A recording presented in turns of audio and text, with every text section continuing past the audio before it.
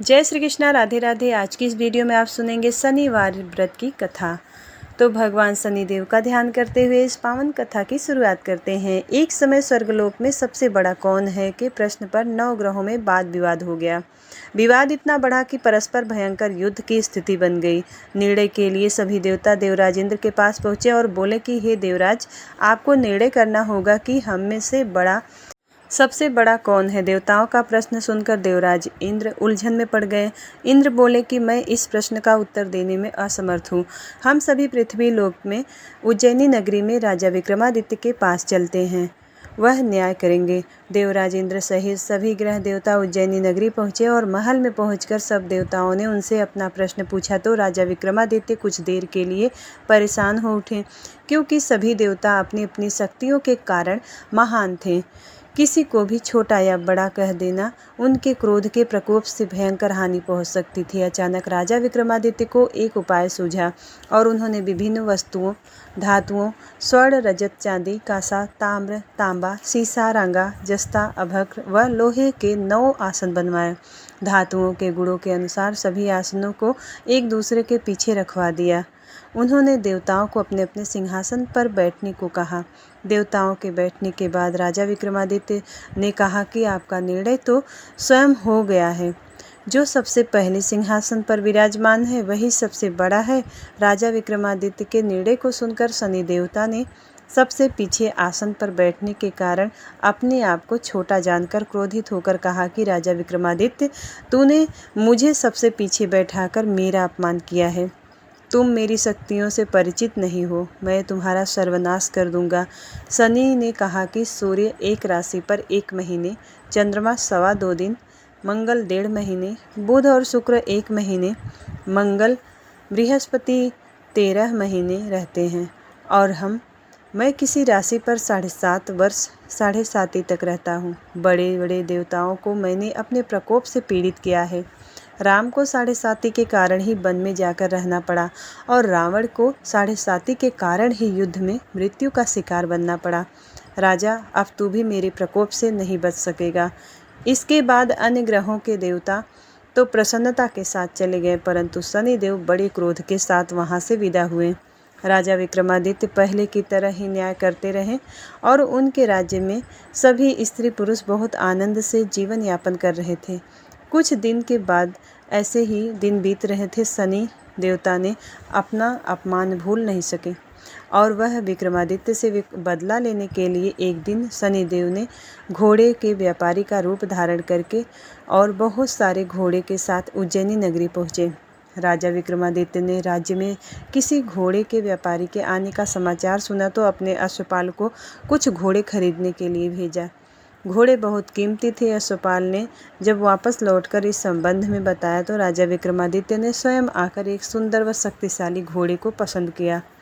घोड़े की चाल देखने के लिए राजा उस घोड़े पर सवार हुआ तो वह घोड़ा बिजली की गति के तरह दौड़ पड़ा। अब तेजी से दौड़ता दौड़ता राजा को दूर जंगल में ले गया और फिर राजा को वहां गिराकर जंगल में कहीं गायब हो गया। राजा अपने नगर को लौटने के लिए जंगल में भटकने लगे, लेकिन उन्होंने लौटने का कोई रास्ता नहीं मिला।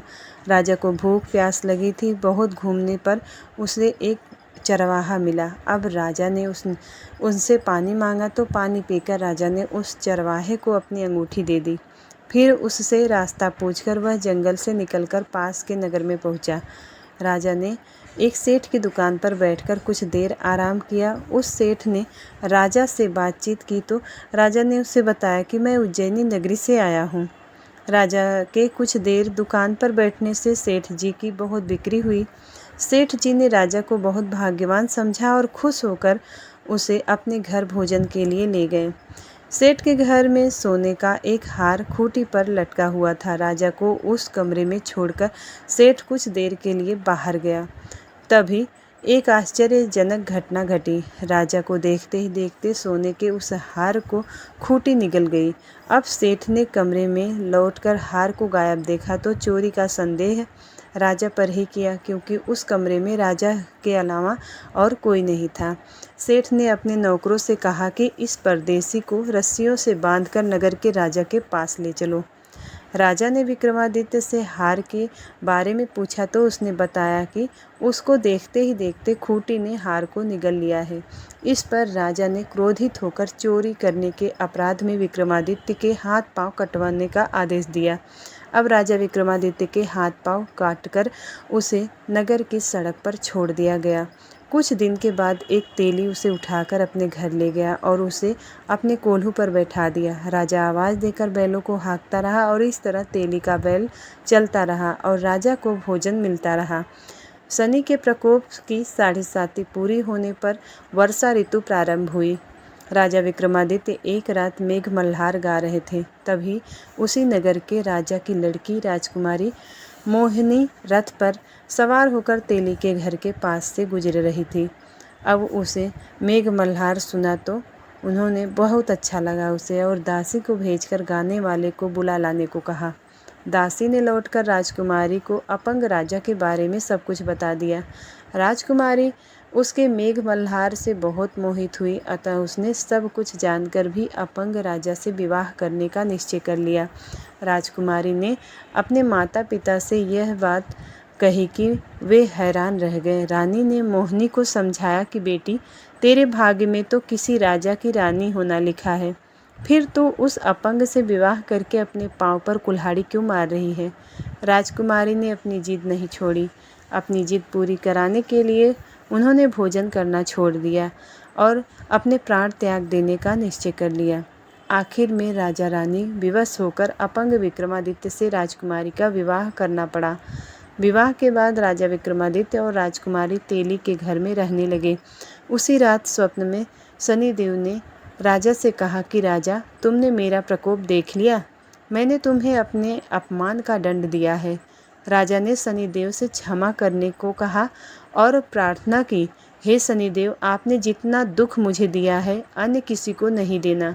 शनिदेव ने कुछ सोच समझकर कहा कि राजा, मैं तुम्हारी प्रार्थना स्वीकार करता हूँ। जो कोई स्त्री पुरुष मेरी पूजा करेगा, शनिवार को व्रत करके मेरी व्रत कथा सुनेगा, उस पर मेरी अनुकंपा बनी रहेगी। प्रातःकाल राजा विक्रमादित्य की नींद खुली तो अपने हाथ पांव देखकर राजा को बहुत खुशी हुई। उसने मन ही मन में शनिदेव को प्रणाम किया। राजकुमारी भी राजा के हाथ पांव सही सलामत देखकर आश्चर्य में डूब गई। तब राजा विक्रमादित्य ने अपना परिचय देते हुए शनिदेव को प्रकोप की सारी कहानी सुनाई। सेठ को जब इस बात का पता चला तो दौड़ता हुआ तेली के घर पहुंचा और राजा के चरणों में गिरकर क्षमा मांगने लगा। राजा ने उसे क्षमा कर दिया क्योंकि यह सब तो शनिदेव के प्रकोप के कारण हुआ था। सेठ राजा को अपने घर ले गया और उसे भोजन कराया। भोजन कराते समय वहाँ एक आश्चर्यजनक घटना घटी। सबके देखते ही देखते उस खूंटी ने हार उगल दिया। सेठ ने अपनी बेटी का विवाह भी राजा विक्रमादित्य के साथ कर दिया और बहुत से स्वर्ण आभूषण, धन आदि देकर राजा को विदा किया। राजा विक्रमादित्य राजकुमारी मोहिनी और सेठ की बेटी के साथ उज्जैनी पहुँचे तो नगरवासियों ने हर्ष से उनका स्वागत किया। अगले दिन राजा विक्रमादित्य ने पूरे राज्य में घोषणा कराई कि शनिदेव सब देवों में सर्वश्रेष्ठ हैं।